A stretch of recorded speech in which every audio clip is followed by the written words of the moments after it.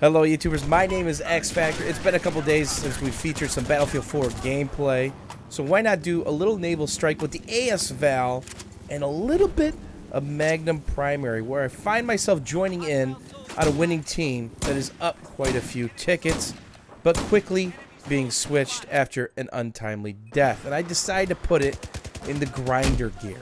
This is the basis of my gameplay. Sometimes I get in these moods where I get on points, cap points, defend points, and you cannot move me off these points without an army. It doesn't matter how many times I die, I'm going to bust up a ton of vehicles, and I'm just going to be a continued nuisance on all the points. But in this round, we start to claw back. This is an instant vehicle server, and we find ourselves constantly battling against a plethora of attack boats. The enemy team had the despawn and a lot of these back points. Therefore, they got 3 attack boats for the majority of the game, and we only had 2.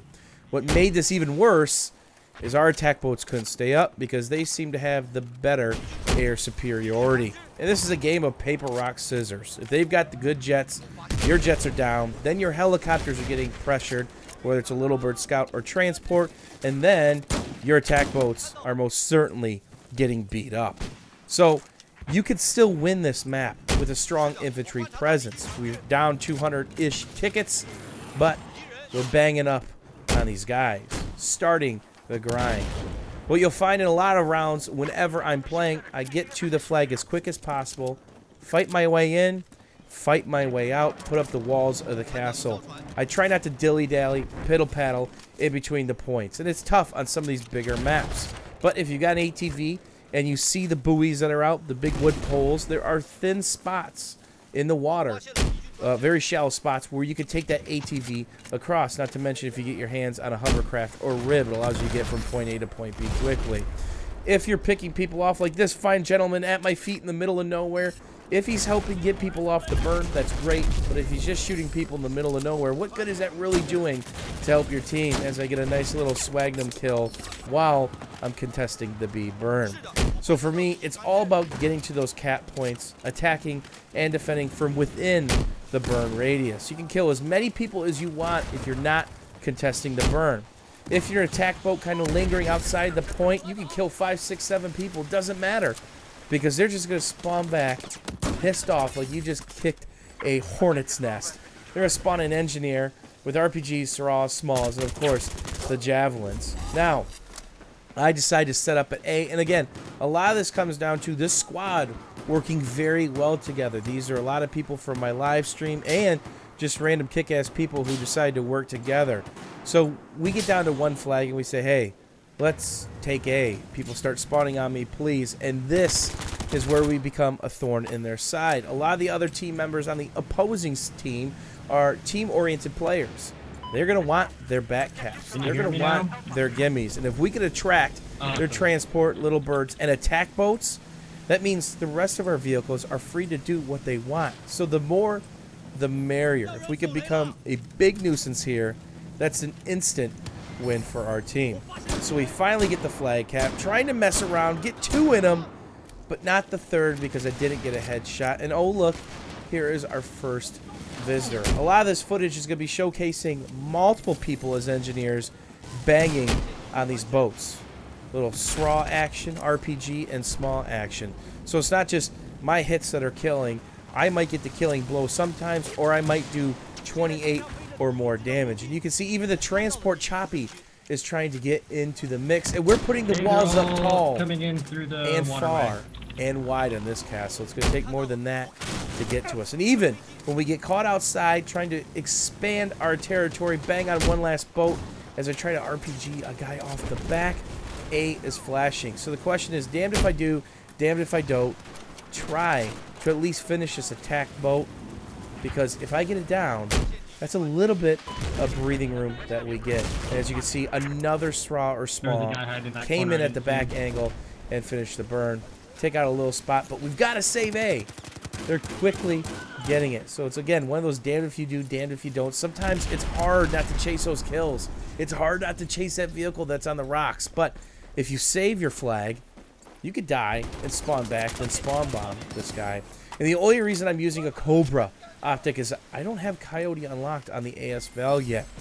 I've made a video about how unhappy I am with the AS VAL in Battlefield 4, that there is no extended mag, and it does not shoot like it did in Battlefield 3. Sure, they give you a little bit more damage, but the horizontal recoil is absolutely nuts compared to what this weapon was in Battlefield 3. In Battlefield 3, it was a killer up close. Everybody knew that, but it could drop people across the map, because if you could microburst properly, the first 2 rounds out of the AS VAL were dead nuts on the same point.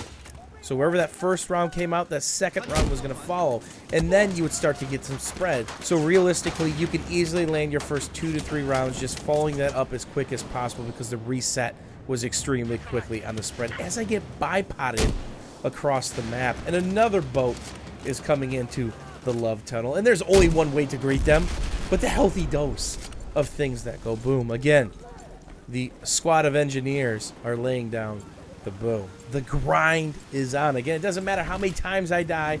I'm getting on flags, I'm defending the flags, and I'm making them come to us. Flipping the table, because when we first came into this round, they had the majority of the flags. So we get knocked off A for a split second, and we are coming back. The only thing good about this AS VAL is the rate of reload.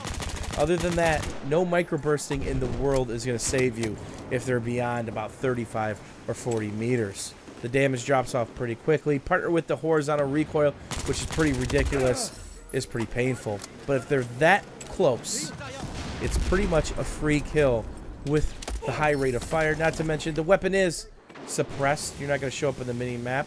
But the problem with flanking with this weapon is you chew through ammo so quick. There's only a few times I've gotten 3 or 4 kills in one mag. The majority of the time, if you got the jump on them, you might get 2 kills, then you're forced to reload. 1 kill, down to 9, gotta reload. So this is where we finally make the big turnaround.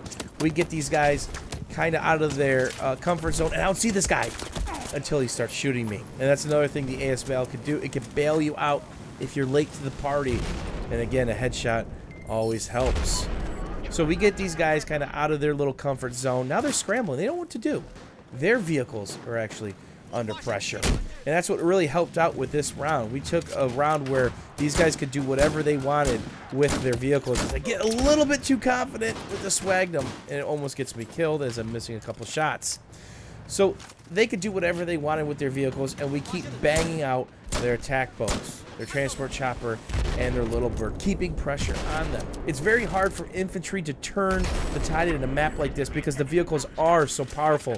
But there are several flags where you can bunker up, where you can make them come to you. And at the very last moment, we've got a big ticket bleed now. We've got a 4 cap going. Decided to get a little bit of taste of the attack boat. Go with the burst 25s so I could do this. They had some attack helicopters which had single and double reps, which were wrecking our team. Quite the comeback. As always, YouTubers, thanks for watching this grinder of a round. As always, thanks for hanging out. If you guys have any questions or comments, leave them below. We'll see you soon, YouTubes.